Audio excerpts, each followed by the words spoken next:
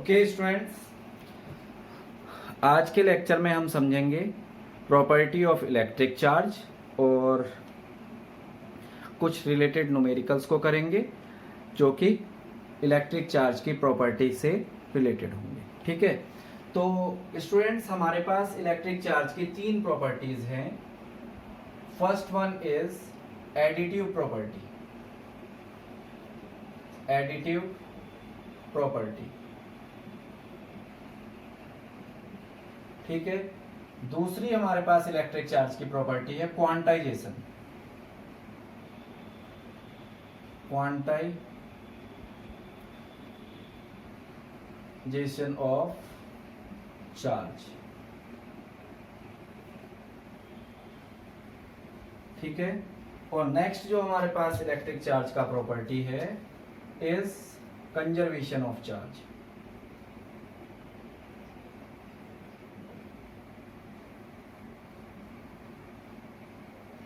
Okay, तो start करते हैं one by one. One by one start करते हैं प्रॉपर्टीज ऑफ चार्जेस। ठीक है, तो पहली प्रॉपर्टी है हमारे पास additive property of charge. Okay, इस प्रॉपर्टी में हम देखेंगे फर्स्ट चार्ज की ऐसी प्रॉपर्टी है। तो हमें पता है कि charge is a scalar quantity.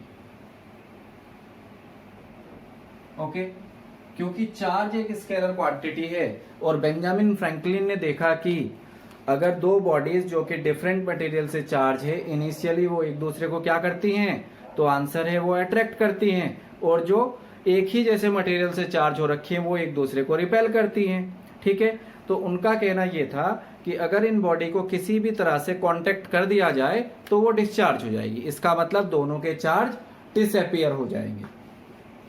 Disappear होगा केवल और केवल तब जब चार्जेस का एडिशन नंबर्स की तरह होगा।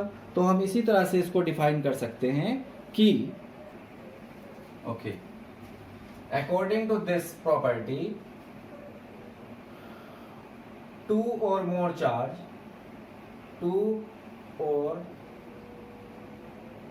charges can be added or subtracted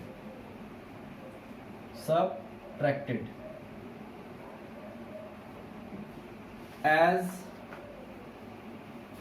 numbers. That is, the total charge on the body, total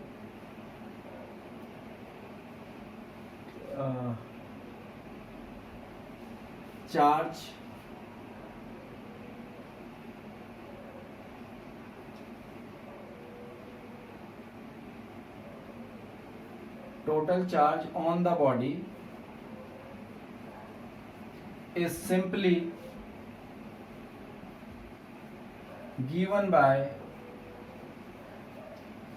algebraic sum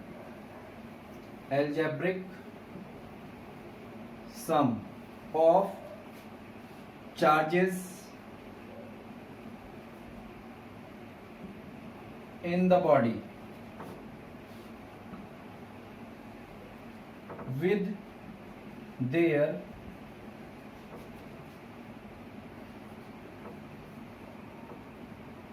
sign. Okay, जो बॉडी में चार्जेस अपीयर होंगे उनका जो साइन होगा, जैसे कि आपके पास जो एक एटम होता है इस पे 10 इलेक्ट्रॉन, किसी एक पर्टिकुलर की बात कर रहे हैं, और 10 प्रोटॉन है। ठीक है, तो इलेक्ट्रॉन पे चार्ज जो होता है उसको हमें पता है कि वो नेगेटिव होता है, और प्रोटॉन का जो चार्ज होता है वो कैसा होता है, पॉजिटिव होता है। तो हम उसके चार्ज को कैसे दे सकते हैं, algebraic sum of the charge with its sign, that is अगर हमारे पास कोई बॉडी है, let a body have charge, let two bodies with charge plus 4q and minus 2q, ठीक है। therefore by additive property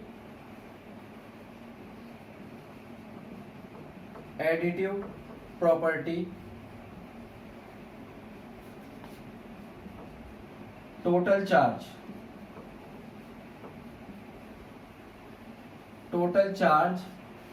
is equal to plus 4q plus minus 2q, then you will get is plus 4q and minus 2q, therefore total charge is plus 2q on the body, ठीक है। तो this is the additive property of charge,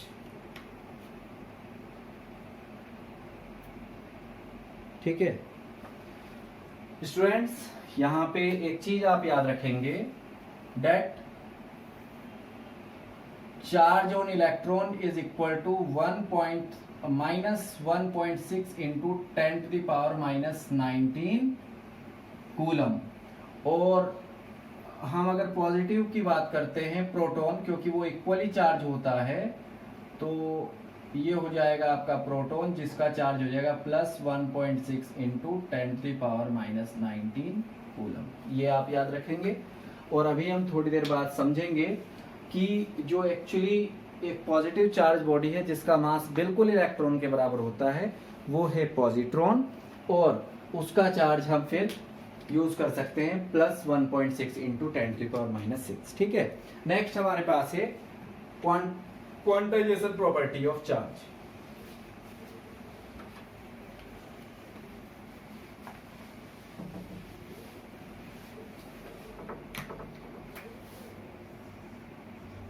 quantization property of charge, ठीक है। देखो क्या होती है ये। मान लीजिए कि एक बॉडी है जिसको हम चार्ज देना चाहते हैं, ठीक है, और उसको हमने यहाँ पे एक चार्ज बॉडी को कांटेक्ट करके दिया। तो प्रोसेस कहती है, यूजुअली हमें पता है कि कोई भी चीज जो लीनियर फॉर्म में दी जाएगी वो कुछ इस तरह से दी जा सकती है। ये वाला जो प्रोसेस होता है इसको बोलते हैं कंटिन्यूस प्रोसेस, ठीक है। अगर आपको एक लाइन में अगर किसी बॉडी को आप चार्ज दे रहे हो और वो इस तरह से स्ट्रेट लाइन आ जाए तो इसको हम बोलेंगे कंटिन्यूस प्रोसेस, ठीक है। तो अगर हम कंडीशन क्या है, इसका मतलब हो जाएगा अगर एक इलेक्ट्रॉन दिया हमने किसी बॉडी को तो उसका चार्ज 1 कूलम हो जाएगा यहाँ पर, ठीक है। 2 इलेक्ट्रॉन देंगे तो वो यहाँ पहुंच जाएगी, 3 इलेक्ट्रॉन देंगे तो यहाँ पहुंच जाएगी, 4 इलेक्ट्रॉन देंगे तो यहाँ, और 5 देंगे तो वो टॉप पे पहुंच जाएगी, ठीक है। लेकिन हम देखते हैं कि जो transfer of electron from one body to another body होता है वो कंटिन्यूस नहीं है, विच मीन्स वो एक डिसकंटिन्यू प्रोसेस है। Charge given to a body is discontinue process, ठीक है। इसका मतलब क्या हो गया, तो इसका मतलब सिंपल है कि charge given to a body is not continuous, which means it is given in steps of transfer of electron. और आपको कितना क्या पता है, इलेक्ट्रॉन पे जो चार्ज है वो कितना है 1.6 इंटू 10⁻⁻19 कूलम। तो अगर हम बॉडी को चार्ज देना स्टार्ट करते हैं, मतलब इलेक्ट्रॉन का ट्रांसफर स्टार्ट करते हैं, तो इलेक्ट्रॉन के ट्रांसफर से जो दूसरी बॉडी पे चार्ज आएगा वो केवल और केवल integral multiple of charge on electron हो सकता है। अगर आप एक इलेक्ट्रॉन ट्रांसफर करोगे तो बॉडी पे जो चार्ज आएगा वो 1.6 इंटू 10⁻⁻19 कूलम होगा। अगर 2 इलेक्ट्रॉन देते हो तो 2 into 1.6 which means 3.2 into 10⁻⁻19 coulomb होगा। इसी तरह से अगर आप 10 इलेक्ट्रॉन्स देते हैं तो 16 इंटू 10⁻⁻ 19 कूलम होगा। ठीक है, तो इसका मतलब क्या हो जाएगा कि charge given to a body which means this is n into e where n is integral number। ठीक है, which means इंटीग्रल नंबर का हम यहां पे यूज करते हैं होल नंबर से। ठीक है, whole number except 0।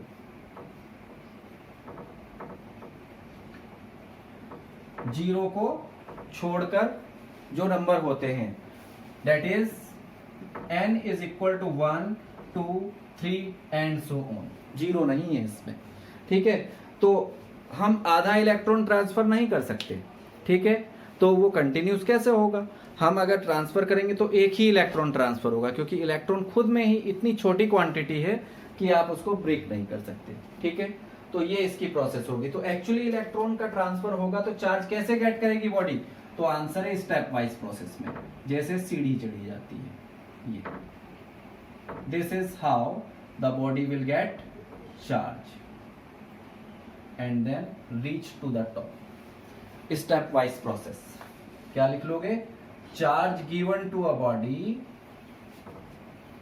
Charge given to a body is in steps wise process।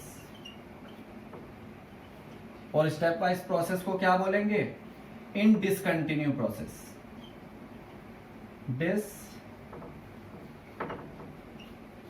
Continuous. ठीक है, प्रोसेस। क्लियर हो गया?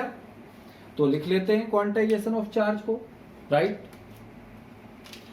Quantization of charge is the property by virtue of which the charge on electron is integral multiple of, charge on electron is integral multiple of charge, और we can say magnitude of charge on each electron. ठीक है, charge on each electron, that is this. So this is the quantisation of charge. Clear?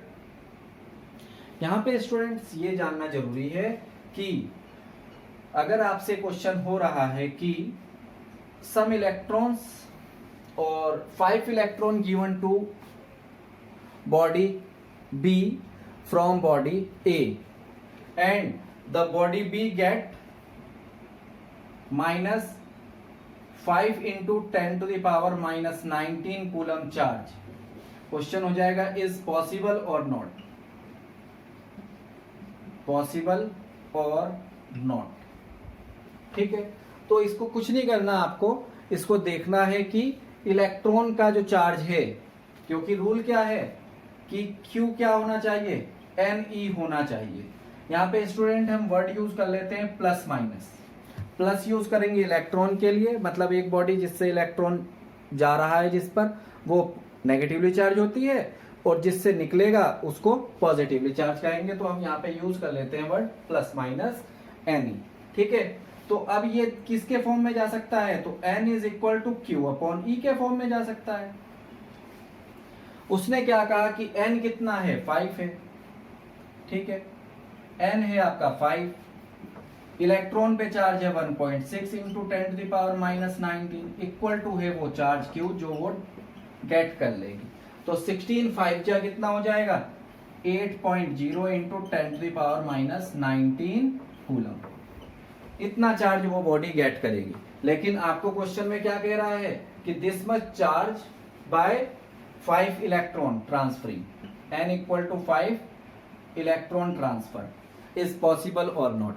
तो आप देख रहे हो कि अगर 5 इलेक्ट्रॉन ट्रांसफर होगा तो चार्ज 8 कूलम होगा, ना कि 5 कूलम। दूसरी चीज ऑलवेज रिमेंबर कि चार्ज क्या है? Integral multiple of charge on electron. तो आपको कुछ नहीं करना, आपको 1.6 की मल्टीप्लाई करनी है और देखना है, या फिर अगर मल्टीप्लाई नहीं करनी, आपको देखना है कि जो चार्ज डेवलप्ड हो रहा है एक बॉडी से दूसरी बॉडी में due to transfer of electron, उसमें 16 के मल्टीपल में वो चार्ज ट्रांसफर हुआ या नहीं। अगर 16 के मल्टीपल में है तो दैट कैन बी गिवन और पॉसिबल।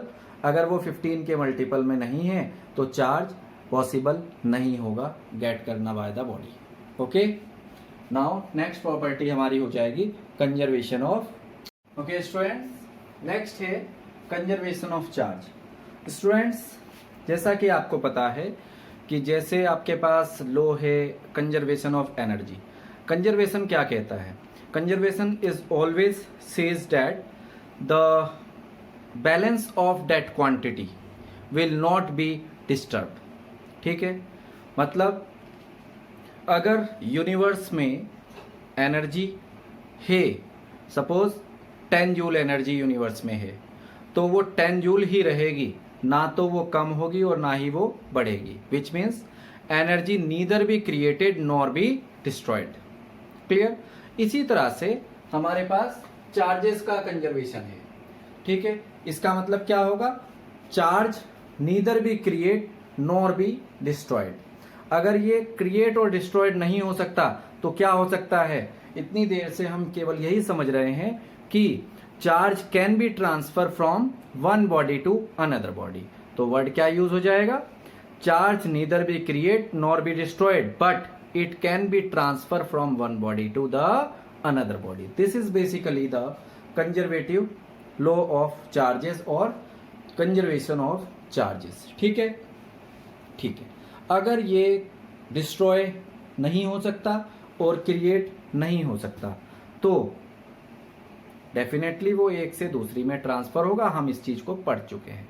लेकिन क्या कोई ऐसी प्रोसेस है जिसमें चार्जेस को ट्रांसफर करें या ना करें लेकिन चार्जेस को डिस्ट्रॉय किया जा सकता है और चार्जेस को बनाया जा सकता है? तो आंसर है yes. There are the two processes in which in one of the process the charge can be destroyed and in the other process in which the charge can produce। ठीक है, तो इन प्रोसेसेस को after this theory बनाया गया because of Einstein interrupt the statement of conservation of charges that charge neither be create nor be destroyed. उनका कहना था कि चार्ज को डिस्ट्रॉय भी किया जा सकता है और इसको बनाया भी जा सकता है। ठीक है, उन्होंने उसको समझाने के लिए क्या कहा कि मान लीजिए कि यूनिवर्स दो चीजों का बना हुआ है। ठीक है, एक तो उसके पास एनर्जी है और दूसरा उसके पास मास है। बस यही दो चीजें उनके कहने के लिए थी कि इसीलिए उन्होंने मास एनर्जी इक्विवेलेंस रिलेशन दिया। उस मास एनर्जी इक्विवेलेंस रिलेशन में उन्होंने क्या कहा कि जो एनर्जी है वो mass of speed of light के स्क्वायर का प्रोडक्ट है। This is known as the Einstein mass energy equivalence relation और energy mass equivalence relation. On the behalf of this, ठीक है, उन्होंने एक्सप्लेन किया कि मान लीजिए कि आपके पास ये यूनिवर्स है और इसके पास दो क्वांटिटी एनर्जी और ये है टोटल आपका यूनिवर्स। ठीक है, अब उनका कहना क्या है कि इस यूनिवर्स में दो ही चीजें हैं, एक है एनर्जी और दूसरा है मास।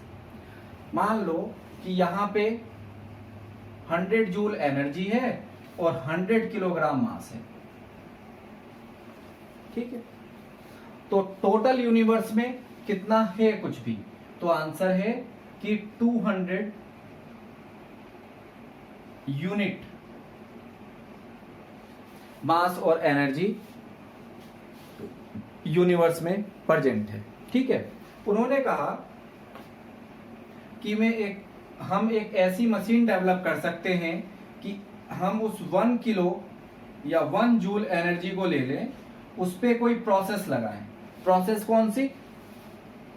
एक्सटेंशन की। ठीक है, एक्सटेंशन की प्रोसेस लगाएं बाय एक्सटेंशन।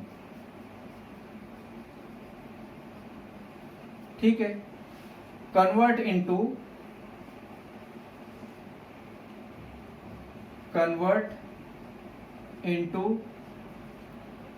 1 kg मास।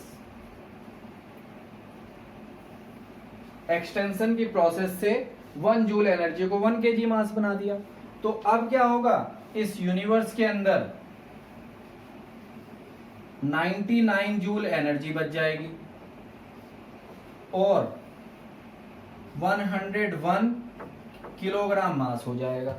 लेकिन उनका कहना था कि जब अभी भी इस प्रोसेस के बाद भी सम देखेंगे तो यूनिवर्स में अभी भी कितना है, 200 unit of energy and mass रहेगा, विच मीन्स बैलेंस नहीं बिगड़ा। लेकिन हमने अपनी कन्वीनियंट के अनुसार एनर्जी को मास में और मास को एनर्जी में कन्वर्ट कर सकते हैं। अगर अब इसी मास को कन्वर्ट करना है तो उन्होंने कहा एक कॉन्ट्रैक्शन की प्रोसेस लगा देंगे, कॉन्ट्रैक्शन,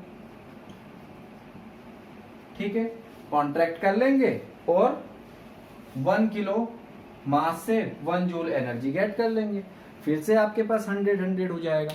तो इस तरह से उन्होंने इसको एक्सप्लेन किया on the behalf of the 2 nuclear processes. एक न्यूक्लियर प्रोसेस आप जानते हैं फिजन, और एक न्यूक्लियर प्रोसेस आपको पता है फ्यूजन। फिजन में क्या होता है, एक बिग पार्टिकल स्प्लिट होता है मोर देन 1 में, विच मीन्स 2 स्मॉल पार्टिकल्स में, और बहुत सारा अमाउंट ऑफ एनर्जी को वो रिलीज करता है, ठीक है। और दूसरी प्रोसेस क्या है, फ्यूजन, ठीक, जिसमें 2 पार्टिकल फ्यूज होके एक बिग पार्टिकल बनाते हैं और फिर से ह्यूज अमाउंट ऑफ एनर्जी को वो रिलीज करता है।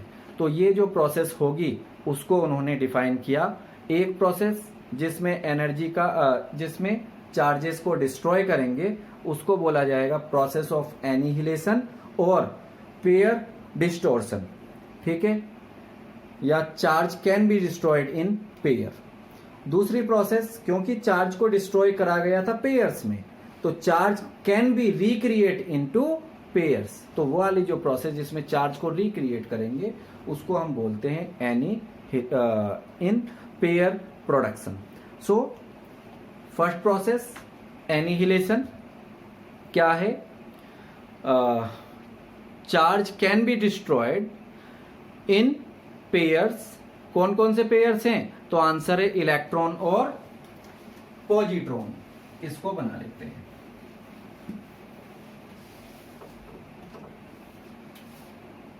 कंजर्वेशन आप समझ गए, अब आ गई एनिहिलेशन, ठीक है।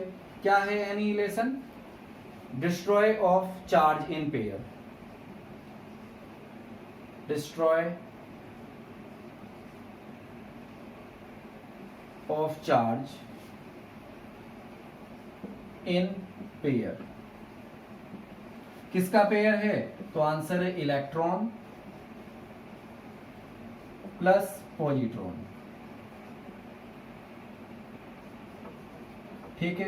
कैसे डिफाइन कर रहे हैं इसको, इलेक्ट्रॉन को माइनस से एंड पॉजिट्रॉन को प्लस से।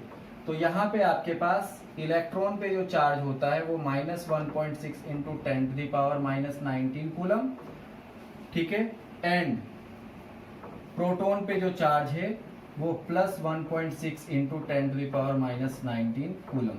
इनका यहाँ पे जो मास ऑफ इलेक्ट्रॉन और मास ऑफ प्रोटॉन है स्टूडेंट, वो दोनों कैसा है, इक्वल है, ठीक है। अब देखिए जो एनिहिलेशन का प्रोसेस है, एनिहिलेशन प्रोसेस, ठीक है, उसमें क्या हो रहा है, एक इलेक्ट्रॉन और एक प्रोटॉन को कंबाइन किया तो क्या होगा, ह्यूज अमाउंट ऑफ एनर्जी को वो रिलीज करेगा in the gamma form, energy, ठीक है, इन गामा रेडिएशन, गामा रेडिएशन। तो ये प्रोसेस वो है जिसमें एनर्जी को क्या किया, मास को क्या किया, चार्ज को डिस्ट्रॉय किया, डिस्ट्रॉय ऑफ चार्ज। दूसरी क्या हो जाएगी, सेकंड प्रॉपर्टी हो जाएगी पेयर प्रोडक्शन, पेयर प्रोडक्शन। क्या है ये? Recreation of charge.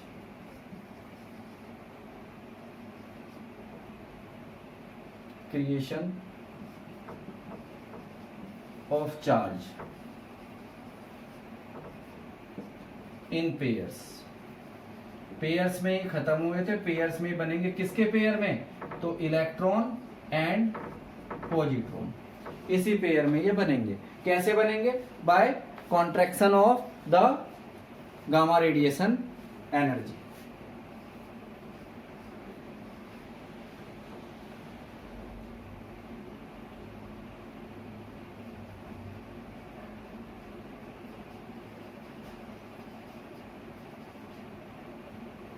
Gamma radiation energy. और बनेगा क्या? तो इलेक्ट्रॉन और पॉजिट्रॉन अपने पेयर में बन जाएंगे।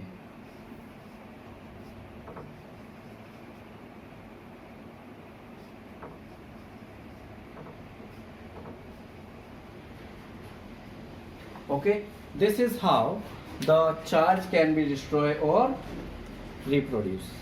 ठीक है, थैंक यू। नेक्स्ट क्लास में हम